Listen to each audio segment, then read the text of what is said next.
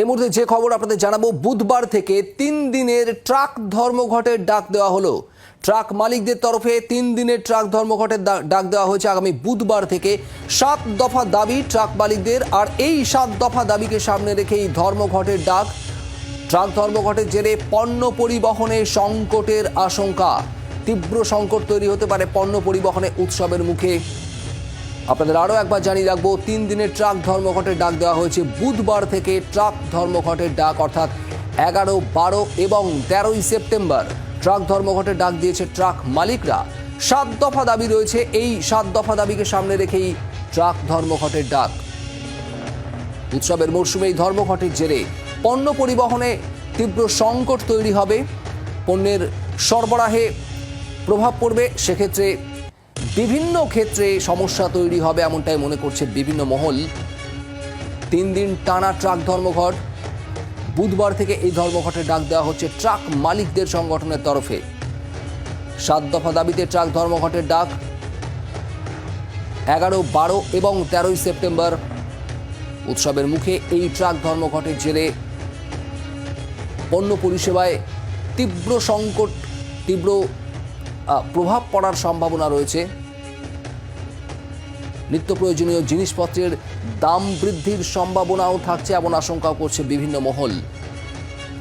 বুধবার থেকে 3 দিনের ট্রাক ধর্মঘটের ডাক।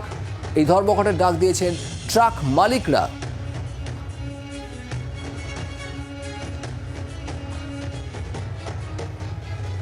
এই মুহূর্তে আমাদের সঙ্গে টেলিফোন লাইনে রয়েছেন ট্রাক অপারেটর্স অ্যাসোসিয়েশনের নেতা সজল ঘোষ। সজলবাবু, 3 দিনের ধর্মঘটের ডাক দেওয়া হচ্ছে, ঠিক কি কারণে এই টানা 3 দিন ধর্মঘট?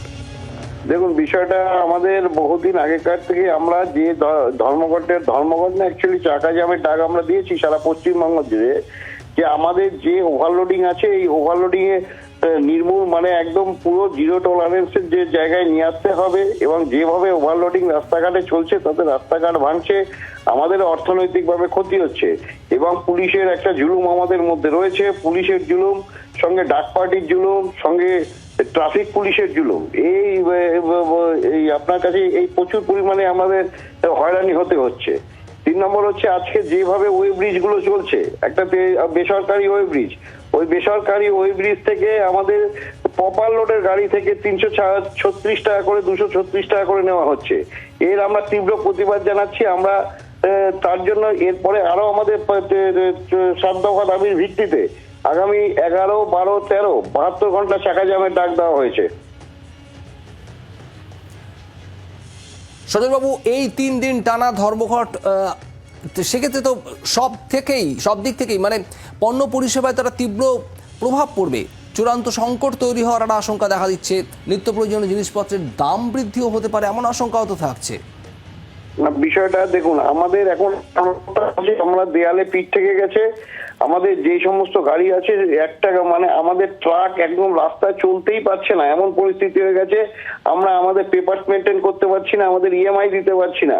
আজকে যে আমাদের নির্যাতিত হতে চলেছে, এই যে ট্রাকের উপরে যে নির্যাতন চলছে, এই এমনিতেই পুলিশের নির্যাতন চলছে, এমভিআই নির্যাতন চলছে, সঙ্গে যে সমস্ত বেসরকারি মানে অ্যাকচুয়ালি প্রাইভেট সেক্টরের দ্বারা যে টুল রোড গুলো চলছে, এই টুল গেট গুলো, টোল গেট, ওয়ে ব্রিজ গুলো শুধু আমাদের থেকে 236 টাকা করে নিচ্ছে এবং রাতের অন্ধকারে সমস্ত ওভারলোড গাড়িগুলোকে ম্যানুপুলেট করে তারা পুলিশি জুলুমের কথা বলছেন বা ওভারলোডিং এর জন্য অতিরিক্ত টাকা আদায়ের কথা বলছেন, এগুলো কি প্রশাসনের কাছে আপনারা জানিয়েছিলেন? তাদের দৃষ্টি আকর্ষণ করেছেন? আমরা শুধু জানাইনি, আমরা অনেকবার জানিয়েছি এবং আমাদের মানে প্রচুর পরিমাণে লেটার আমরা প্রশাসনকে দিয়েছি এবং প্রশাসনের কাছে বলা সত্ত্বেও আমাদের এই সমস্যার সমাধান হয়নি।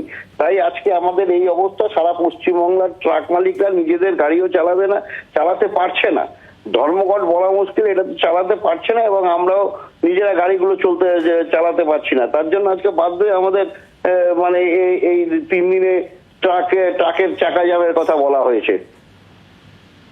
আপনাকে ধন্যবাদ। ট্রাক অপারেটর্স অ্যাসোসিয়েশনের তরফে সজল ঘোষ আমাদের সঙ্গে ছিলেন এবং বেশ কিছু দাবি তাদের রয়েছে। দীর্ঘদিন ধরে এই দাবিগুলোর সপক্ষে তারা প্রশাসনের কাছে আর্জি জানিয়েও কোনো সাড়া পাননি, আর তারপরেই পরপর 3 দিন টানা 3 দিন বুধবার থেকে ট্রাক ধর্মঘটের ডাক দেওয়া হচ্ছে রাজ্যে।